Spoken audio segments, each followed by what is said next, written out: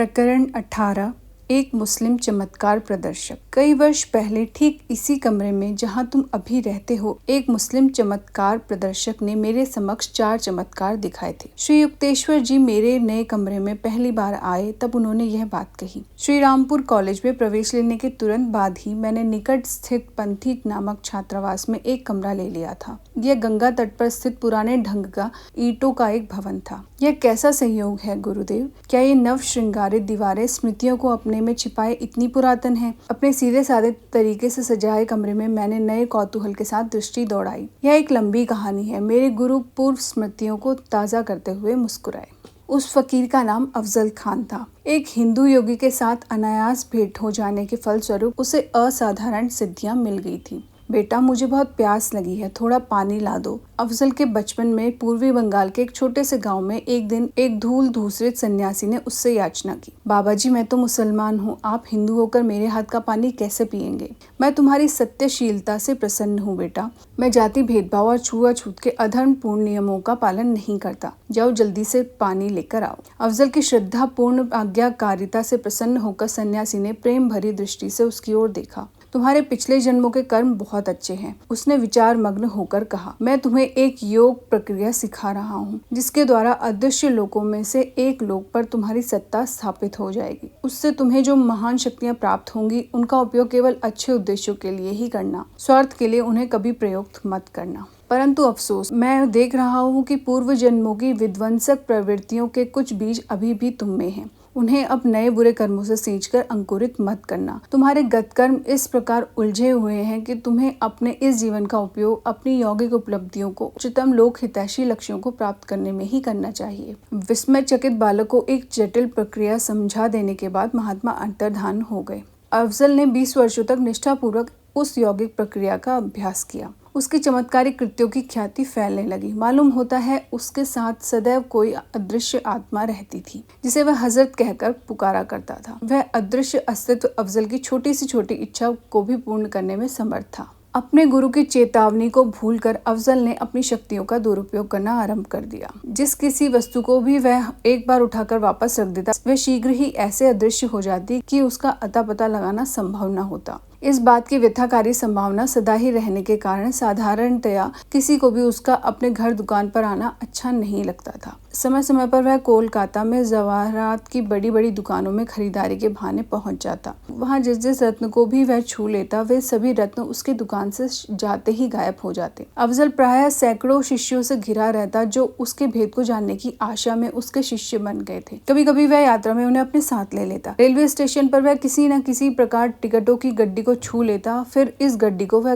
Clerk की ओर यह कहते हुए सरका देता कि मैंने इरादा बदल दिया है, अब मुझे ये टिकट नहीं चाहिए। परंतु जब वह अपनी शिष्य मंडली के साथ ट्रेन पर सवार हो जाता तब सबके लिए आवश्यक टिकटें उसके पास होती। इन कारनामों से हाहाकार मच गया। बंगाल के जौहरी और टिकट बेचने वाले बाबू व्याकुल हो उठे। अफजल को पकड़ने की ताक में रहने वाले पुलिस वाले असहाय हो गए, क्योंकि उसे दोषी ठहराने की क्षमता रखने वाले प्रमाण को वह केवल यह कहकर अदृश्य कर सकता था, हजरत इसे हटा दो। श्री युक्तेश्वर जी उठकर मेरे कमरे के बाहर बनी बालकनी में जा खड़े हुए, जहाँ से गंगा का दृश्य दिखता था। अफजल के कुछ और विस्मयकारी कारनामों को सुनने की उत्सुकता से मैं भी उनके पीछे पीछे चला गया। यह पंथी भवन पहले मेरे एक मित्र का था। उसके अफजल से पहचान हो गई और उसने उसे यहाँ बुला लिया। मेरे मित्र ने लगभग 20 एक पड़ोसियों को भी बुला लिया, जिनमें मैं भी था। उस समय मैं एक नवयुवक मात्र था और इस सर्वविदित फकीर के प्रति मेरे मन में रोचक जिज्ञासा जाग उठी थी। गुरुदेव हंस पड़े। कोई बहुमूल्य वस्तु न पहनने की सावधानी मैंने बरती थी। अफजल ने मुझे कौतूहल पूर्ण दृष्टि से देखा, फिर कहा,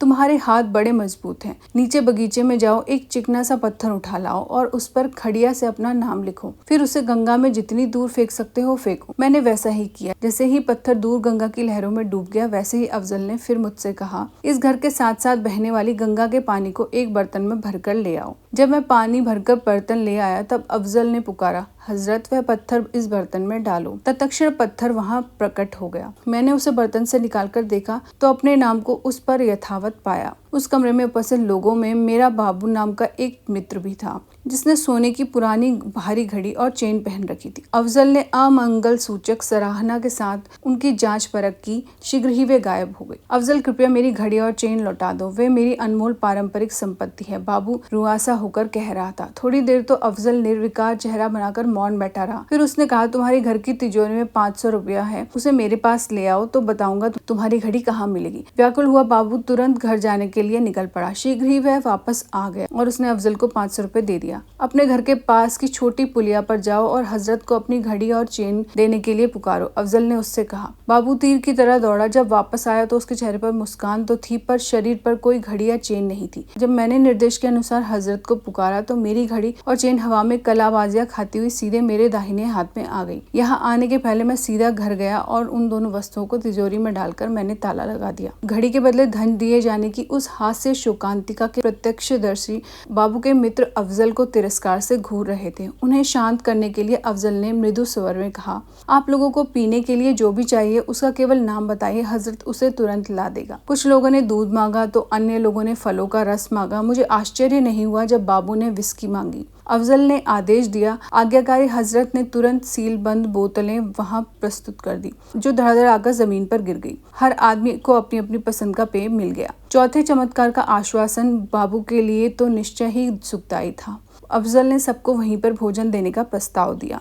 सबसे महंगा भोजन मांगते हैं, बाबू ने खिन्न स्वर में कहा। मुझे अपने 500 रुपए के बदले पूरा राजसी भोज चाहिए। सब व्यंजन सोने की थालियों में परोसे होने चाहिए। जैसे ही सब लोगों ने अपनी अपनी पसंद बता दी, अफजल ने सतत तत्पर हजरत को आदेश दिया। बर्तनों की खनखनाहट सुनाई दी। मसालेदार सब्जियों, गरम गरम पूरियों और अनेक बेमौसमी फलों से भरे सोने के बड़े बड़े थाल शून्य में से हमारे सामने जमीन पर प्रकट हुए। भोजन की हर चीज अत्यंत स्वादिष्ट थी। 1 घंटे तक खाना पीना चलने के बाद हम लोग कमरे से बाहर जाने लगे। इतने में बड़े जोर की खनखनाहट की ध्वनि सुनाई दी, मानो सब बर्तनों को एकत्र किया जा रहा हो। हमने मुड़कर देखा तो वहां थालियों की या बचे हुए भोजन की कोई भी निशानी शेष नहीं थी। गुरुजी, मैं बीच में ही बोल पड़ा, यदि अफजल सोने की थालियों जैसी चीजें भी इतनी आसानी से प्राप्त कर सकता था तो उसे दूसरों की संपत्ति की लालसा क्यों थी? अफजल आध्यात्मिक दृष्टि से बहुत उन्नत नहीं था, श्री युक्तेश्वर जी ने कहा। योग की एक विशेष प्रक्रिया पर प्रभुत्व पा लेने से उसकी पहुंच एक ऐसे सूक्ष्म लोक तक हो गई थी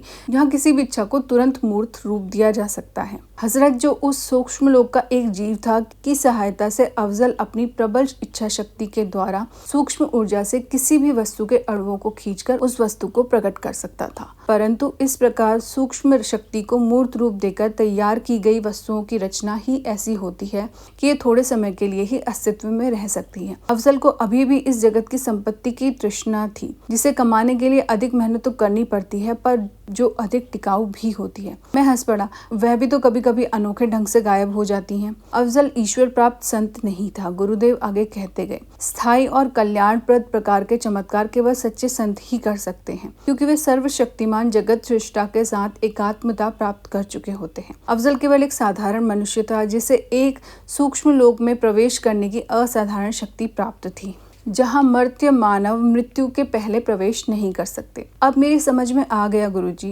परलोक में काफी मोहक आकर्षण जान पड़ते हैं। गुरुदेव इससे सहमत हो गए। मैंने उस दिन के बाद अफजल को फिर कभी नहीं देखा, परंतु कुछ वर्षों बाद बाबू एक दिन मेरे घर समाचार पत्र में छपी अफजल की खुली स्वीकारोक्ति का विवरण दिखाने आया। मैंने तुम्हें उसके बचपन में हिंदू गुरु से दीक्षा मिलने की जो बात अभी अभी बताई थी, उसकी जानकारी मुझे उसी विवरण से हुई थी। श्री युक्तेश्वर जी को जो याद था, उसके अनुसार उस प्रकाशित विवरण के अंतिम भाग का सारांश इस प्रकार था। मैं अफजल खान पश्चाताप के रूप में और अलौकिक शक्तियां प्राप्त करने के इच्छुक लोगों को सावधान करने के लिए यह सब लिख रहा हूँ। भगवान और मेरे गुरु की कृपा से मुझे जो अद्भुत क्षमताएं प्राप्त हुई थी, उनका मैं कई वर्षों से दुरुपयोग करता आ रहा हूँ। अहंकार के मद में चूर होकर मैं समझने लगा था कि मैं नैतिकता के सामान्य नियमों से परे हूँ। आखिर मेरे न्याय का दिन भी आ गया। हाल ही में कोलकाता के बाहर सड़क पर मेरी एक बूढ़े आदमी से मुलाकात हुई। वह दर्द के कारण लंगड़ाता मुस्कुराता हुआ चल रहा था। उसके हाथ में सोने जैसी कोई वस्तु चमक रही थी। मेरे मन में लालच पैदा हो गया और मैंने उससे कहा, मैं महान फकीर अफजल खान हूँ, तुम्हारे हाथ में क्या है?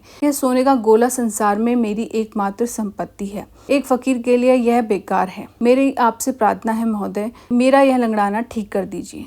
मैंने उस गोले को स्पर्श किया और कोई उत्तर दिए बिना आगे बढ़ गया। वह बूढ़ा लंगड़ाते लंगड़ाते मेरे पीछे पीछे आने लगा। अचानक वह शोर मचाने लग गया। मेरा सोना गायब हो गया। जब मैंने उसकी ओर कोई ध्यान नहीं दिया तब वह अचानक बुलंद आवाज में बातें करने लगा, जो उसके जीर्ण शीर्ण शरीर से निकलती बड़ी ही अजीब लग रही थी। क्या तुमने मुझे पहचाना नहीं? मैं अवाक रह गया। इतनी देर बाद इस बात के ध्यान में आते ही मैं स्तब्ध रह गया कि वह दुर्बल लगने वाला लंगड़ा बूढ़ा कोई और नहीं, वही महान संत थे जिन्होंने कई वर्ष पहले मुझे योग की दीक्षा दी थी। वे सीधे खड़े हो गए। उनका शरीर एक क्षण में मजबूत और पुष्ट हो गया। मेरे गुरु की आंखों से अंगारे बरस रहे थे। तो मैं स्वयं अपनी आंखों से देख रहा हूँ कि तुम अपनी शक्तियों का उपयोग पीड़ित मानव जाति की सहायता के लिए नहीं, बल्कि एक घटिया चोर की तरह उसे लूटने के लिए करते हो। मैं तुम्हारी सारी शक्तियां वापस लेता हूँ। हजरत, अब तुमसे मुक्त हो गया। अब तुम बंगाल के आतंक बनकर नहीं रहोगे। मैंने बेहद दर्द भरी आवाज में हजरत को बार बार पुकारा। यह पहला अवसर था जब वह मेरी अंतर्दृष्टि के सामने प्रकट नहीं हुआ,